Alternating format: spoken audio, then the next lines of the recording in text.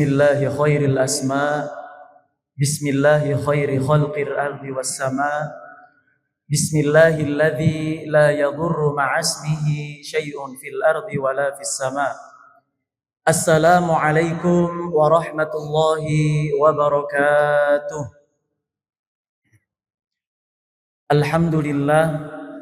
Alhamdulillahi haqqa hamdih, hamdan katsiran tayyiban mubarakan fih.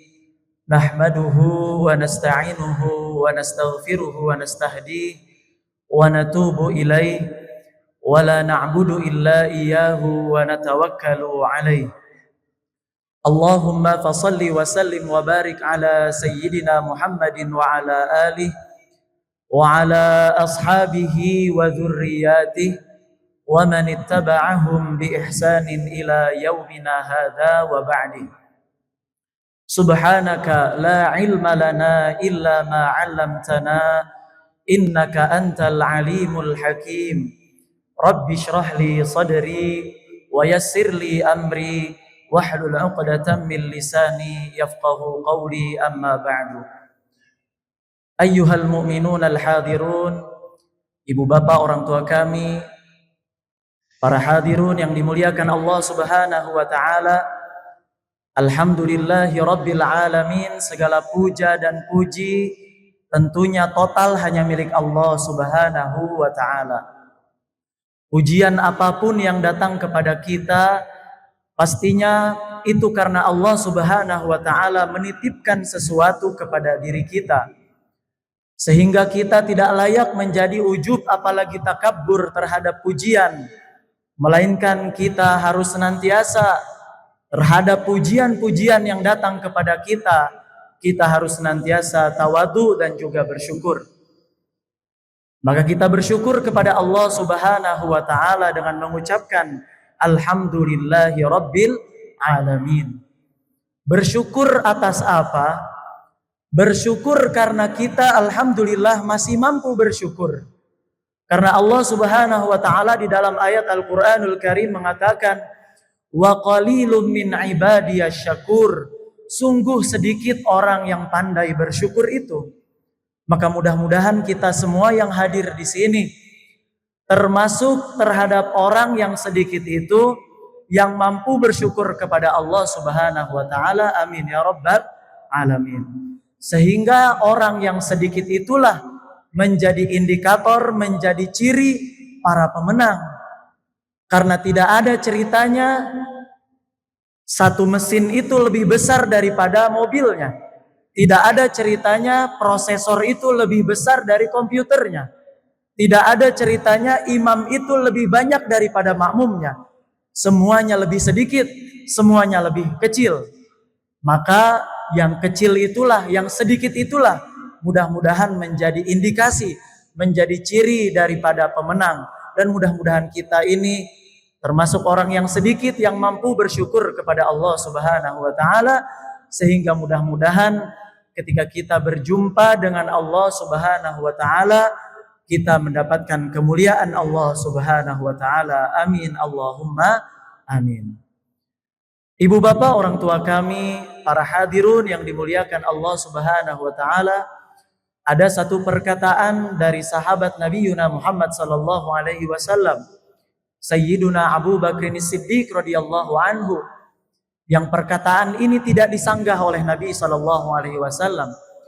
Apa perkataannya? Lam yashkurillah man lam yashkurin nas.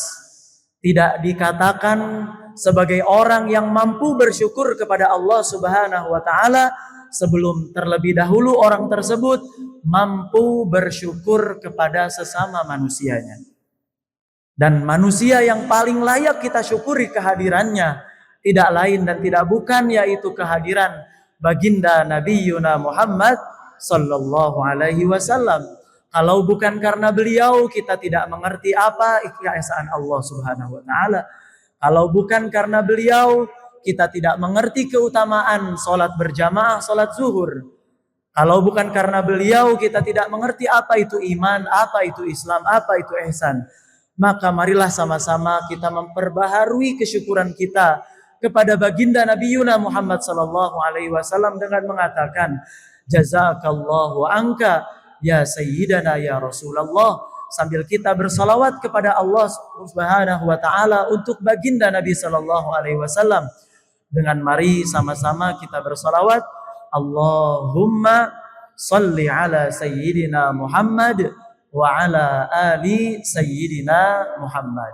Semoga Allah Subhanahu wa taala senantiasa curah limpahkan rahmatnya kepada beliau, sehingga mudah-mudahan kita semua yang hadir di sini mendapatkan syafaat beliau kelak di yaumil qiyamah. Amin ya rabbal alamin. Itulah kenapa baginda Nabi sallallahu alaihi wasallam bersabda, man shalla alayya salatan wahidatan sallallahu taala asyran. Barang siapa yang mampu bersalawat kepada Allah untukku, kata Nabi sallallahu alaihi wasallam, dengan 1 kali salawat, maka Allah akan membalas dia dengan 10 kali salawat. Yang mana kita tahu salawat itu banyak maknanya, tergantung dia dari mana datangnya. Apabila salawat datang daripada Allah Subhanahu wa taala, maka salawat bermakna rahmat. Artinya ketika kita bersalawat kepada Nabi sallallahu alaihi wasallam dengan 1 kali salawat, maka bagi kita semuanya 10 kali rahmatnya Allah Subhanahu wa taala. Yang mana rahmatnya Allah sangat luas. Dikatakan oleh para ulama rahmatnya Allah itu ada 100. 1 disimpan di dunia, 99 lain nanti Allah simpan nanti di akhirat khusus kepada orang mukmin. Maka dengan 1 rahmatnya Allah saja semuanya makhluk Allah Subhanahu wa taala sudah terampuni oleh Allah Subhanahu wa taala. Dalam bentuk sifat rahmannya Allah Subhanahu wa taala, maha pengasihnya Allah. Maka Allah ini tidak pilih kasih. Kepada orang yang sholat zuhur berjamaah Allah kasih. Kepada orang yang tidak sholat zuhur juga Allah kasih. Kepada orang yang beriman Allah kasih. Orang yang tidak beriman pun Allah kasih.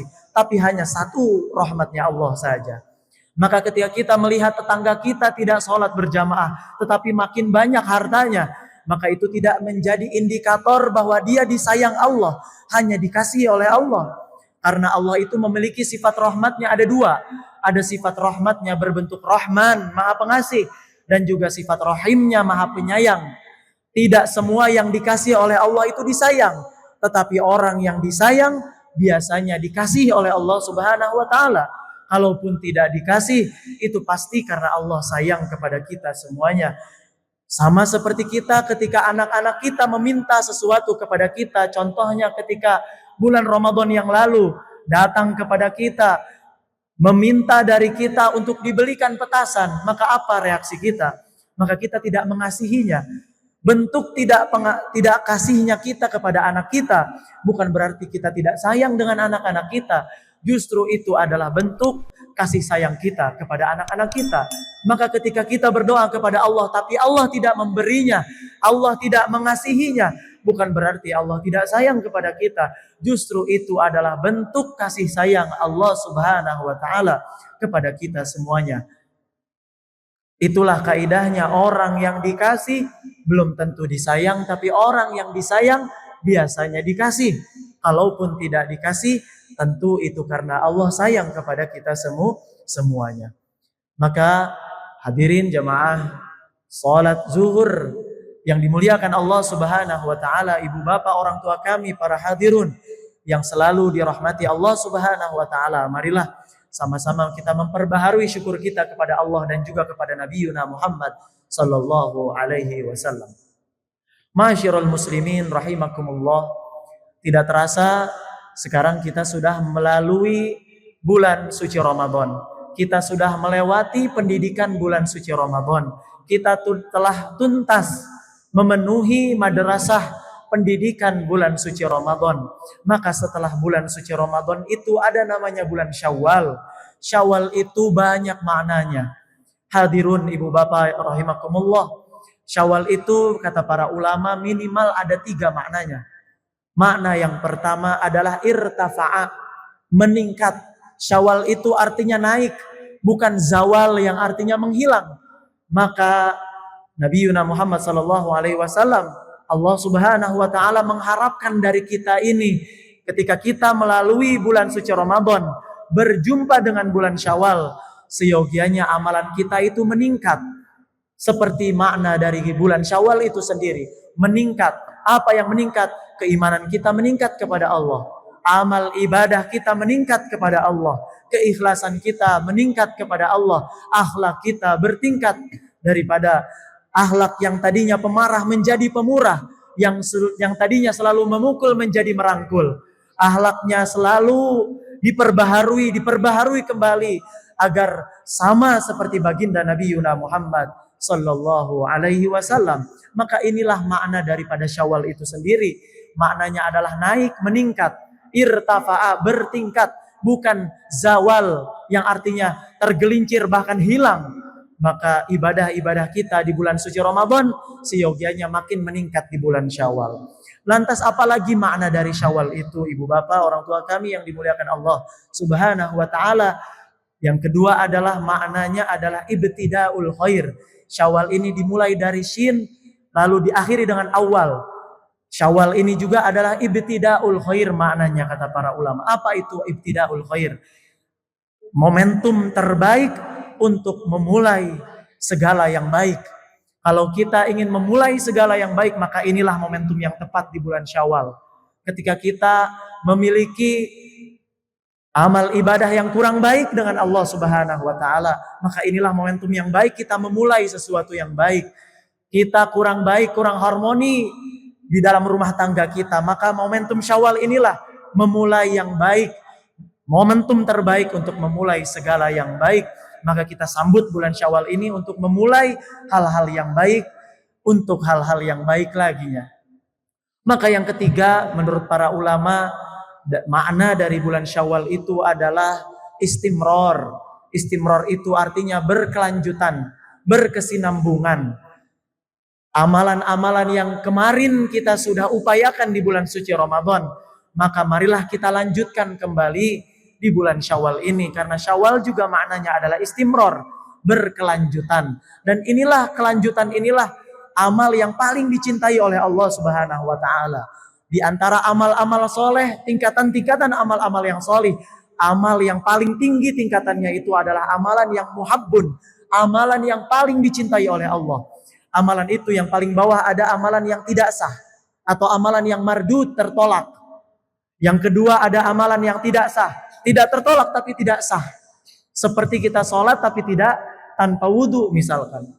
Naik lagi tingkatan amal soleh berikutnya yaitu amalan yang makbul, amalan yang diterima oleh Allah Subhanahu wa taala. Ternyata ada tingkatan yang tinggi lagi di antara amal yang diterima. Tidak cukup amalan kita itu hanya diterima oleh Allah, tapi amalan kita juga harus mencapai tingkatan yang tingginya lagi, yaitu adalah amalan yang marbo, amalan yang diridhoi oleh Allah Subhanahu wa taala. Karena kalau amalan sudah diridhoi, otomatis dikabulkan, otomatis sah, otomatis diterima oleh Allah Subhanahu wa taala. Tetapi ternyata hadirun, ibu bapak, orang tua kami, ma'asyiral muslimin rahimakumullah, ada amalan yang lebih tinggi daripada semuanya. Dari amalan yang diterima oleh Allah, dari amalan yang diridhoi oleh Allah. Apa itu amalannya? Yaitu amalan yang dicintai oleh Allah Subhanahu wa taala. Maka Nabi Yuna Muhammad sallallahu alaihi wasallam bersabda, ahabbul a'mali ilallah adwamuha wa in qalla. Amalan yang paling dicintai oleh Allah, artinya amalan yang pasti diridhoi, pasti dikabulkan oleh Allah, pasti diterima oleh Allah Subhanahu wa taala, itu adalah amalan yang sedikit, amalan yang terus menerus walaupun amalan itu sedikit. Ini menempati posisi amalan yang paling tinggi, amalan yang dicintai oleh Allah Subhanahu wa taala, amalan yang istimror, amalan yang Syawal, amalan yang berkelanjutan, tidak berhenti sampai bulan Ramadan. Maka ini adalah amalan, walaupun sedikit amalan tersebut, tapi ini adalah amalan yang paling dicintai oleh Allah Subhanahu wa taala. Kalau sudah amalannya dicintai oleh Allah, pasti amalannya diridhoi, pasti amalannya diterima oleh Allah Subhanahu wa taala. Hadirun ma'asyiral muslimin rahimakumullah, ibu bapak, orang tua kami yang selalu dirahmati Allah Subhanahu wa taala. Maka para ulama mengatakan kunu rabbaniyan, jadilah hambanya Rabbi, hambanya Allah Subhanahu wa taala, bukan wala takunu ramadhaniyan, jangan menjadi hambanya Ramadan. Kalau ketika Ramadan kita semangat ke masjid tapi pulang dari Ramadan kita tidak ada kelihatan sandal kita di masjid, maka marilah sama-sama kita tingkatkan sesuai dengan bulan Syawal, sesuai dengan makna bulan Syawal ini. Amal ibadah kita meningkat, amal ibadah kita, marilah kita ibtidaul khair, memulai segala yang baik, dan juga amal-amalan kita dilanjutkan kembali. Maka rangkuman untuk merangkum 3 kata Syawal ini itu dinamakan menjadi istiqomah. Istiqomah inilah yang sangat penting. Kenapa? Karena buah dari iman itu adalah amal, buah dari amal adalah keikhlasan, dan buah dari keikhlasan itu adalah istiqomah. Maka tidak khawatir kita ketika seorang imam besar Muhammad bin Muhammad Al-Ghazali di dalam kitabnya mengatakan, "An-nasu kulluhum mauta." Manusia itu hakikatnya mati, tidak hidup, illal alimun, kecuali orang yang berilmu. Wal alimuna niyamun, dan orang yang berilmu itu hakikatnya tertidur. Illal amiluna biilmi, kecuali orang yang beramal dengan ilmunya. Tapi ternyata wal amiluna mughtarun, orang yang beramal juga masih berpotensi terpedaya dengan amalnya. Dikiranya amalnya sudah diterima oleh Allah, dikiranya amalnya sudah diridhoi oleh Allah, dikiranya amalnya sudah dicintai oleh Allah Subhanahu wa taala. Wal amiluna mughtarun, kata Imam Ghazali rahimahullah, orang yang beramal ada potensi terpedaya dengan amalnya sendiri. Illal mukhlasun, kecuali orang yang ikhlas dalam beramal. Dan orang yang berikhlas dalam beramal juga masih berpotensi merugi di dunia dan akhirat, kecuali orang yang istiqomah. Maka Allah Subhanahu wa taala berfirman di dalam Al-Qur'an surat Fussilat, Asta'idzu billah, innal ladzina qalu rabbunallah tsumma istaqamu tatanazzalu alaihimul malaikatu alla takhafu wa la tahzanu wa abshiru bil jannah allati kuntum tu'adun. Innal ladzina, orang-orang yang qalu rabbunallah, yang selalu berkata rabbuna rabbullah, rabbuna rabbunallah, Tuhan kami adalah Allah, yang selalu beriman, yang selalu yakin kepada Allah, yang selalu taat kepada Allah dan juga beramal kepada Allah. Karena iman dan amal ini tidak boleh dipisahkan. Ada ayat-ayat yang berantai, satu dengan ayat yang lain tidak boleh dipisahkan. Seperti ayat salat dan zakat. Tidak dikatakan sah orang yang salat sebelum dia menunaikan zakat, tidak dikatakan telah menunaikan zakat sebelum dia menunaikan salat. Begitu pula beriman dan beramal solih. Tidak dikatakan beramal solih sebelum dia beriman, dan tidak dikatakan beriman sebelum dia beramal solih. Innal ladzina qalu rabbunallah, orang yang beriman kepada Allah lalu kemudian beramal solih, lalu apalagi tsumastaqamu, lalu kemudian dia beristiqomah di jalan Allah Subhanahu wa taala, maka Allah akan mengirimkan tatanazzalu alaihimul malaikah, Allah akan mengirimkan malaikat-malaikat penolong di kehidupannya. Untuk apa? Allah takhafu wa la tahzanu, dia tidak takut terhadap masa depan, dia juga tidak khawatir terhadap masa yang telah lampau. Maka diberi ujian dia bersabar, diberi nikmat dia bersyukur. Segala ujian yang datang menghadang dilaluinya dengan ketaatan kepada Allah, dengan istiqomah. Kenapa? Karena Allah mengirimkan malaikat-malaikat supaya dia tidak takhafu wa la tahzanu, tidak khawatir terhadap masa yang akan datang, tidak takut, tidak sedih terhadap masa yang telah lampau. Dan juga Allah Subhanahu wa taala bukan sampai situ saja. Wa absyiru bil jannah, bagi orang yang selalu beristiqomah, Allah akan memberi kabar gembira kepadanya bil jannah, dengan surganya Allah Subhanahu wa taala. Mudah-mudahan kita semua yang hadir di sini menjadi hamba robbanian, bukan hamba ramadhanian, hamba yang selalu istiqomah di jalan Allah, di jalan ketaatan kita kepada Allah Subhanahu wa taala. Yang mana setelah kita berpuasa, kita dituntut oleh para ulama untuk membaca bukan hanya ayat-ayat Qur'aniyah, ayat-ayat qauliyah, tapi juga kita dituntut untuk membaca ayat-ayat kauniyah. Ada juga selain manusia, makhluk Allah yang berpuasa. Minimal ada 2, yang satu namanya ulat, yang satu namanya ular. Dua-duanya konon untuk memberlangsungkan kehidupannya dia juga harus berpuasa. Tapi apa perbedaan puasa antara ulat dengan ular? Kalau ular sebelum berpuasa namanya ular. Ketika berpuasa tetap namanya ular. Setelah berpuasa tetap juga namanya ular.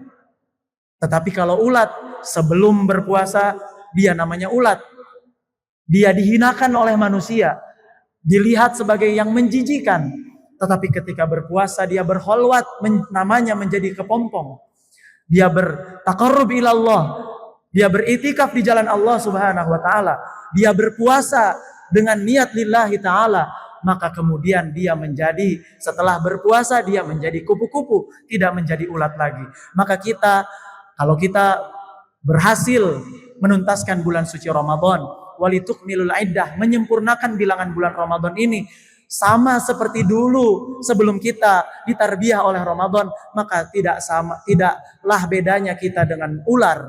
Tapi kalau sebelum kita berpuasa kita adalah ulat, ketika berpuasa kita menjadi kepompong, dan ketika setelah bulan Ramadan kita menjadi kupu-kupu, itulah hakikat orang berpuasa yang sejati. Maka kalau kita sudah menjadi kupu-kupu, jangan lagi menjadi ulat. Mudah-mudahan Allah Subhanahu wa taala anugerahkan kita semuanya istiqomah sehingga bisa kita menjadi kupu-kupu yang terbang kemanapun kita mau dan menebar kebaikan dimanapun kita berada. Wallahul muwaffiq ila aqwamit thoriq. Mudah-mudahan yang sedikit ini mampu menjadi wasilah banyak kebaikan dan keberkahan untuk kita semuanya. Wallahul muwaffiq ila aqwamit thoriq. Wassalamualaikum warahmatullahi wabarakatuh.